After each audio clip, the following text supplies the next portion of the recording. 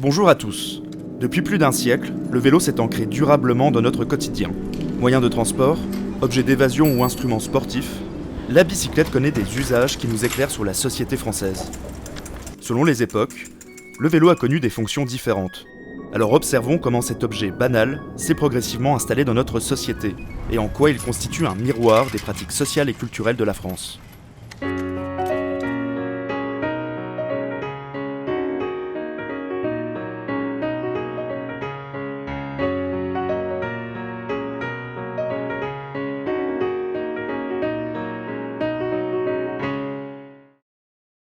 Au commencement était la roue, symbole du mouvement et du temps.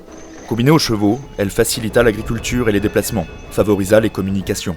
En 1818, l'histoire du vélo débute officiellement. C'est la date retenue malgré quelques énigmes du passé, comme ce vélocipédiste sur un vitrail d'une église anglaise, datant de 1642, ou un célèbre croquis de Léonard de Vinci, dont l'authenticité est parfois remise en cause.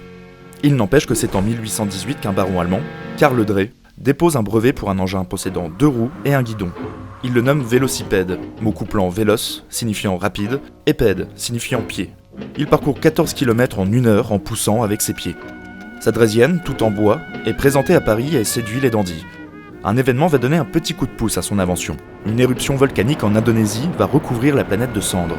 Les chevaux furent abattus car on ne pouvait plus les nourrir et on manquait de viande. La draisienne va alors connaître un relatif succès chez les postiers ou la police, avant de retomber rapidement dans l'oubli. Trop lourd et non adapté aux routes, demandant beaucoup d'efforts et dangereux, la draisienne ne survit que comme instrument de parade chez une minorité de bourgeois et d'originaux. C'est près de 40 ans plus tard, en 1861, qu'une innovation majeure va propulser le vélo. Un serrurier parisien et son fils, Pierre et Ernest Michaud, installent un pédalier sur la roue avant de la draisienne. Le vélocipède est rebaptisé Michaudine et présenté à l'exposition universelle de 1867. Le succès est immédiat. La bourgeoisie s'approprie ce divertissement de luxe et parade au bois de Boulogne. En 1872 apparaît en Angleterre le célèbre Granby, dont la roue avant géante est conçue pour parcourir une plus grande distance. Particulièrement dangereux, difficile à manœuvrer, il est l'apanage des jeunes aventureux et des casse-cous. La fin du 19e siècle va propulser le vélo au rang d'objet grand public, grâce à un contexte et des innovations propices à son développement. Le vélo est fabriqué en acier, l'allégeant considérablement. Le cadre triangulaire fait son apparition. Les rayons en bois sont remplacés par des tiges métalliques tendues. En 1880, la roue arrière devient motrice. La roue devient également libre. Elle continue à tourner si l'on arrête de pédaler. Les freins s'améliorent. La pneumatique apparaît en 1888, grâce à John Dunlop, tandis que les routes se bétonnent grâce au goudron. D'autres innovations suivront durant le XXe siècle, le dérailleur ou les suspensions par exemple.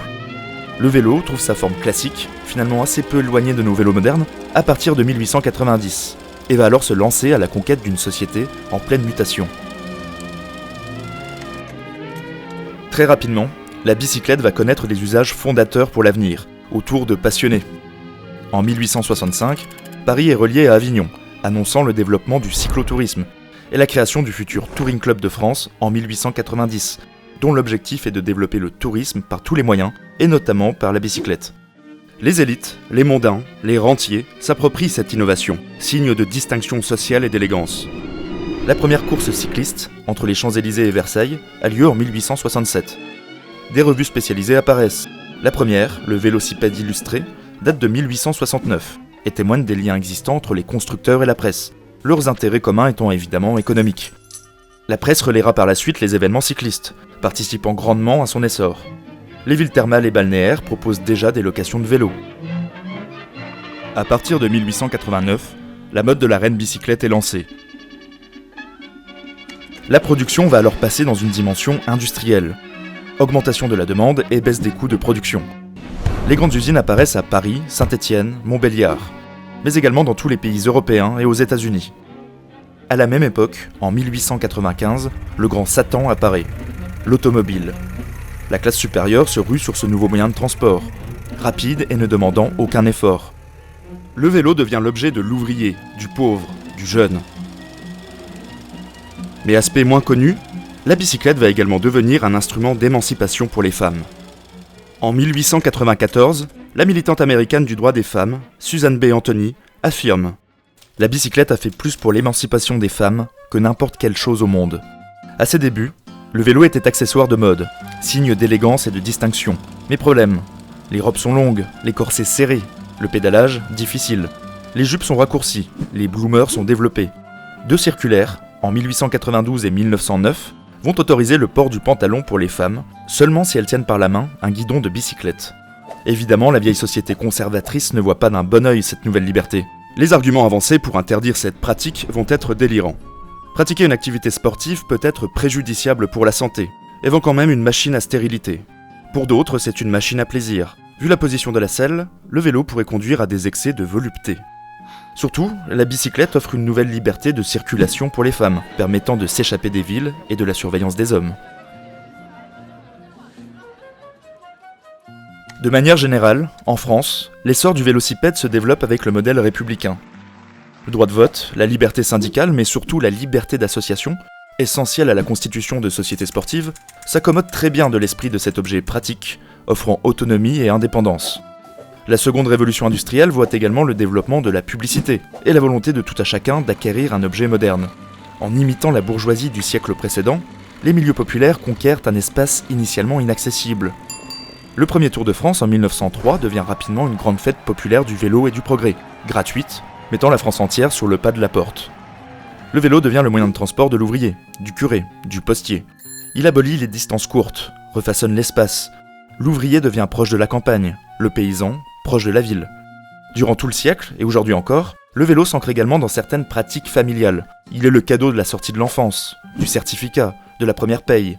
Il s'associe à la jeunesse, à l'amusement, à la frivolité.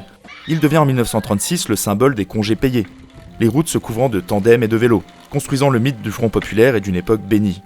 Mais le vélo fut aussi récupéré par l'armée, de manière expérimentale en 1892, puis organisé en 1913.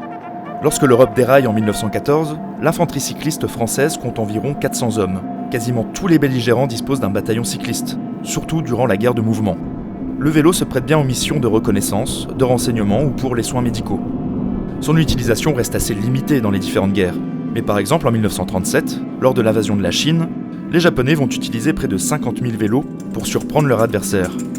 La bicyclette deviendra, durant la Seconde Guerre mondiale, le moyen de transport des résistants, pour sa discrétion évidemment. On peut également citer les vélos de Dien Bien Phu, qui acheminaient des pièces de canon sur leur cadre. À la sortie de la Seconde Guerre mondiale, le vélo va connaître une crise majeure face à l'automobile. Les 30 Glorieuses voient le développement d'une société consumériste. Les classes populaires entrent dans la civilisation automobile. La voiture devient le moyen de déplacement familial. Le vélo utilitaire, quant à lui, se démode. La production annuelle ne cesse de baisser jusqu'à atteindre son niveau le plus bas en 1956.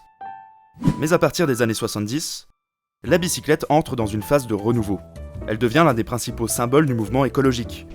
Le vélo commence à s'affranchir des pratiques des loisirs de masse pour se rapprocher des pratiques sportives dites californiennes.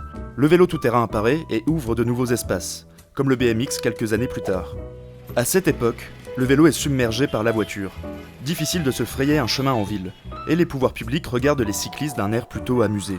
Si l'on regarde du côté de la Hollande, pays du vélo, il est intéressant de noter que c'est dès 1975 que l'État a décidé de lutter contre l'accroissement du parc automobile, en plaçant le vélo au cœur de la mobilité urbaine. Il ne s'agit donc pas d'une mentalité hollandaise, comme on le dit souvent, mais d'une incitation forte des pouvoirs publics qui a eu un impact sur les comportements. En France, une initiative originale a lieu en 1976 à La Rochelle. Une centaine de vélos jaunes sont mis à disposition de la population, et cela gratuitement. L'expérience, de courte durée, fit grand bruit. Le principe du vélo libre-service était né. À partir des années 90, l'encombrement des villes, la pollution, mais également les grandes grèves de 1995, où beaucoup ont ressorti leur vélo, vont pousser les pouvoirs publics à des aménagements pour les cyclistes. Les Vélib arrivent à Paris en 2007, redéfinissant l'usage et même la propriété du vélo. La bicyclette devient à la fois individuelle et collective. Malgré les contraintes liées à la météo ou l'environnement, le bien-être et l'écologie, ainsi que la rapidité et la commodité, expliquent les raisons du succès des vélos libre-service. 100 ans après son âge d'or, le vélo réinvestit l'espace urbain, tout en continuant à s'ancrer dans le domaine des loisirs et du sport.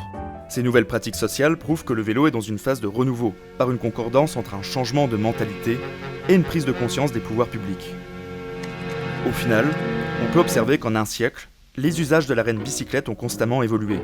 Tel un miroir de notre société, l'engouement ou le désamour qu'il peut susciter nous éclaire sur l'état d'esprit d'une époque.